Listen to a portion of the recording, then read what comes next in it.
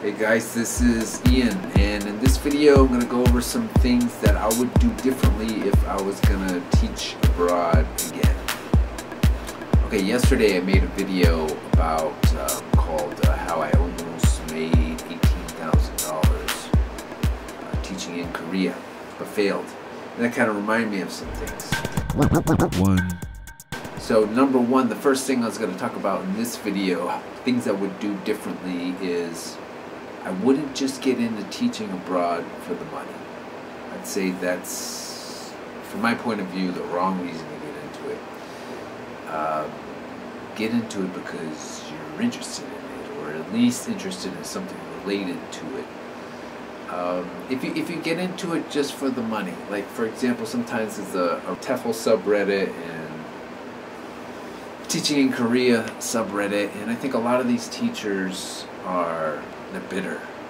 Some of them, I can't say a lot of them. Some of them that hang out there are bitter, and it's not just there, it's in other forums too, like Dave's ESL Cafe, some of those like Korean forums. There's some really like mean, hateful, bitter teachers, you know? And I think part of the reason why they may be that way is because they got into it for money, and they're staying into it because for the money, for whatever reason, you know. And now back to my own personal experience was the video I made yesterday. I told you how I basically went to Korea for money, and my intention was to make a lot of money. And actually I did save up a lot of money, but by the end of the year, it was like the economic whatever, 2008, the dollar was worth very little, and I ended up saving very little money. Okay, and I was pretty disappointed about that. So another thing in this video, I'm going to kind of talk about a couple things that are kind of related or connected anyways. Number two, course. I took a course before I went to Taiwan. And the course I took was like a hybrid course. It was like a combination of like a couple, I can't remember how many days it was, but it was a few days in a classroom, and then the rest was like a take-home.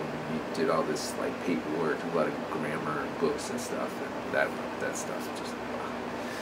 I would take a different course. Of course, what I know now, it's like this is what this is about. What I've learned since then. So it's kind of like these are things I would do differently. Okay, it's part of the reason why I made my own course or created a course or several courses in how-to videos. You'll find a ton of how-to videos here, all stem from my problems teaching. You know, it was difficult for me, and whatever I learned in that course was very, very little. You know, I learned a couple activities, a couple facts. Most of his stuff went, you know, or what is it, this way. In one ear, out the other. So what I would do differently, I would take the course that I created. And the reason why is because the course that I created focuses on teaching the students I did. It's based on my experience, which is basically teaching in Asia. I taught in Taiwan, China, and Korea, and I taught mostly kids. And you know, the problems I had were motivating kids, keeping them interested, at the same time educating them, teaching them, and then classroom management, you know.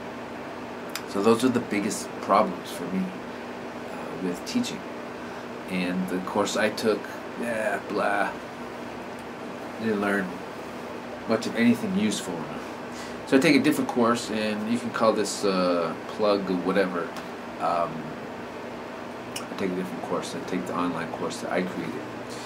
Okay, moving right along. I don't want to be too self-promotional here. Wasn't trying to be, but I'm just telling you the honest situation here. Okay, choosing your country. What I would do differently, like I mentioned, Korea. I went to Korea mainly for the money. Now, I always really wanted to teach, but I didn't teach, was Japan. That was the place I was interested number one in. And I didn't go there because basically I thought I couldn't afford it, or maybe some deep-rooted beliefs of like that. I can't afford it, or I don't have enough money, or something like that.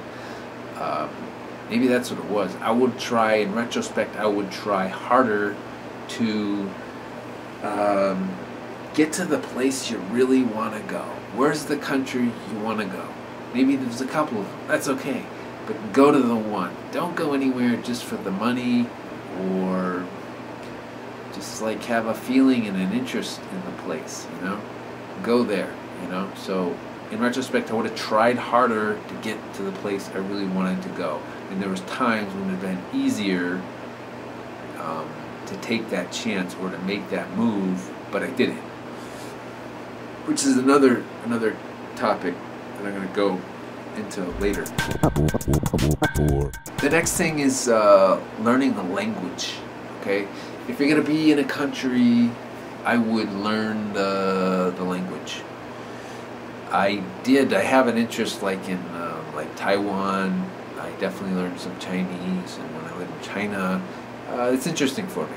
The culture is interesting. I want to learn the language and actually study it. Sometimes I could say I could have taken it even more seriously than I did. Yet I still learned and I still made an effort to do it. Whereas when I lived in Korea, I didn't have. I wasn't really interested. You know, I even had like a girlfriend there, stuff, and but I just wasn't interested in it. I don't know. It just, and you know, I think that's all kind of connected. Like what I was saying, like I went to the place mainly the intentions for making money. Wasn't that interested in the culture. Just kind of had some bad experiences there with like work and stuff, people I worked with, and I think I lost track of what I was saying.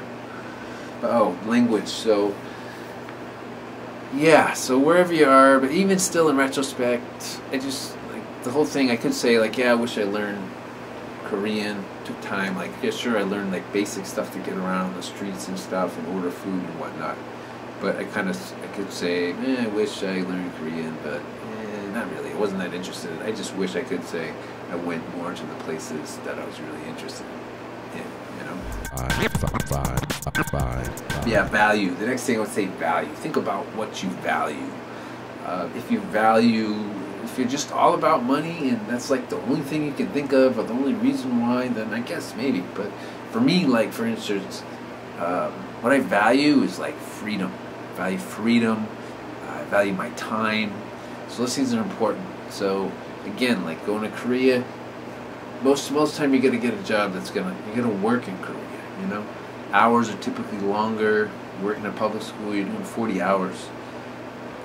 You do most bushiban, you teach maybe 6 classes in a row, like 6 15-minute classes in a row. It's a lot. It's intense. It's like one after another. You know. So think about what you value. Free time. When I started in Taiwan, I worked like maybe what did I work?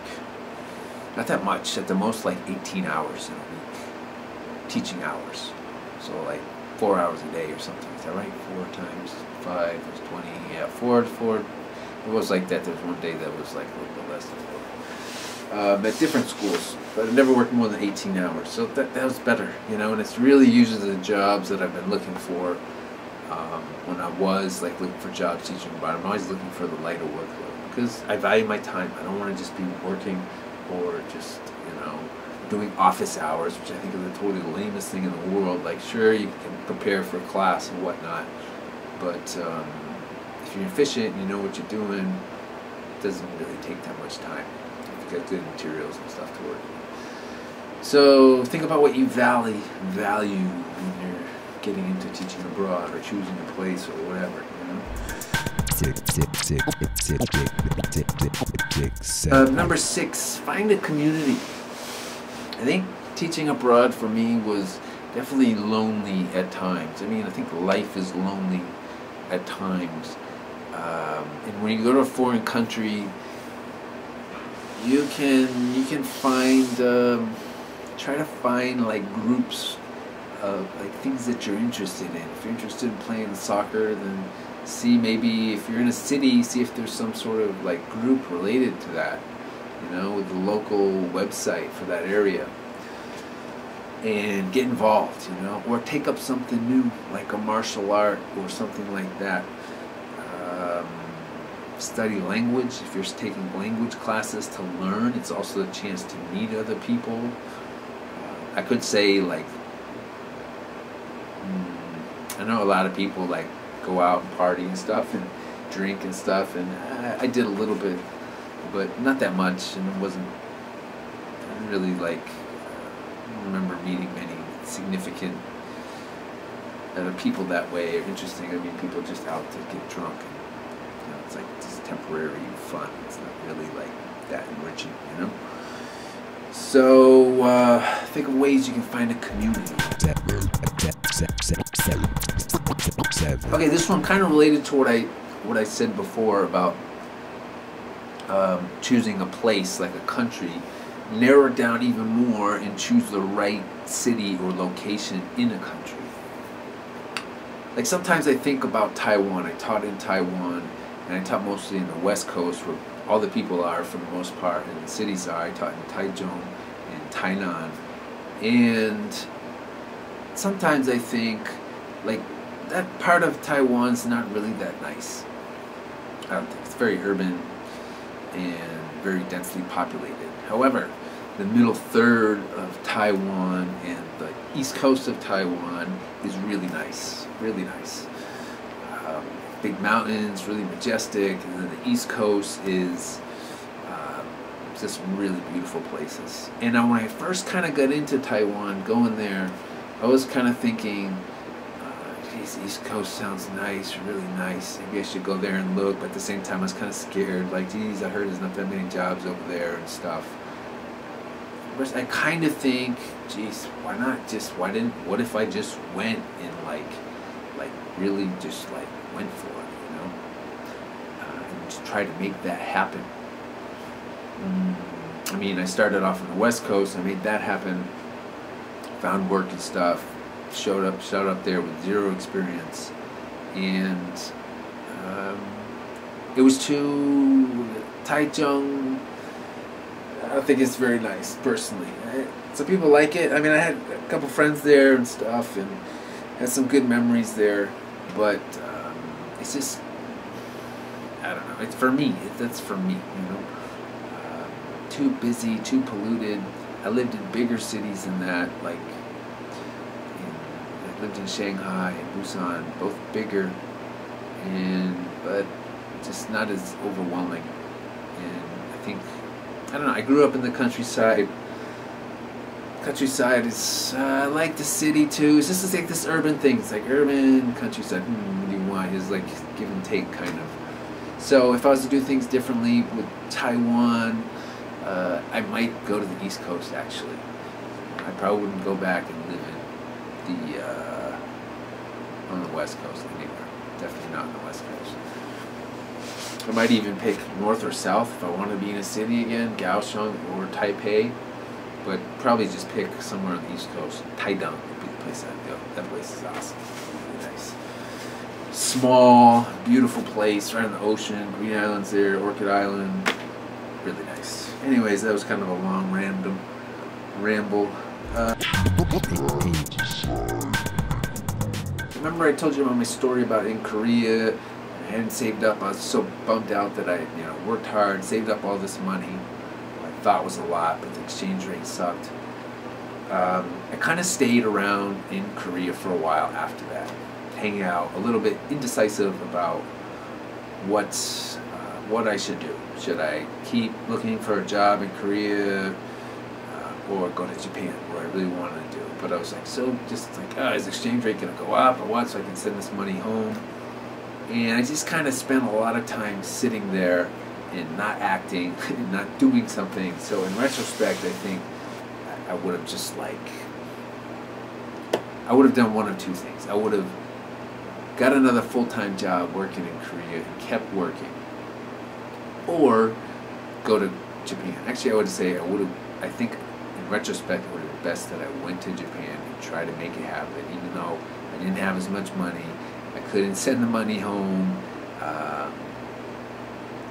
pay off my loans and all that, because I was just kind of jaded with Korea too after working there. with the school that I did. But I decided to stay in Korea, and I think that's a mistake that I made. I mean, I don't like, how do you say, I did it, that's life, I did, but if I could do it again, that's what this video is about, if I could do it again, that's what I'd do differently. I would go break out, go to Japan, even though the situation for me at the time wasn't very good financially or whatever. Okay, what's next? So just choose, act, decide, make a move. That's what that one was about. No. Take a break. If you've been teaching abroad for a while, like I had spent, after I was in Korea from like end of 2007 to 2011, and I never went home or anything like that. And then I went to China. Then I thought it would probably have been a good time to at some point go back to the States. Just, I don't know, just you're away for so long, sometimes like you need it, and I felt like I kind of needed that. I ended up going to China, working there for a short time. I was there for 6 months, and then just like I just lost it. It's like, I've had enough of this, I gotta go home, you know. So probably would have been better if I had like gone home and then went to China. Been a little bit more refreshing. So anyways, I don't know how many that was, but that's some things I would do differently if I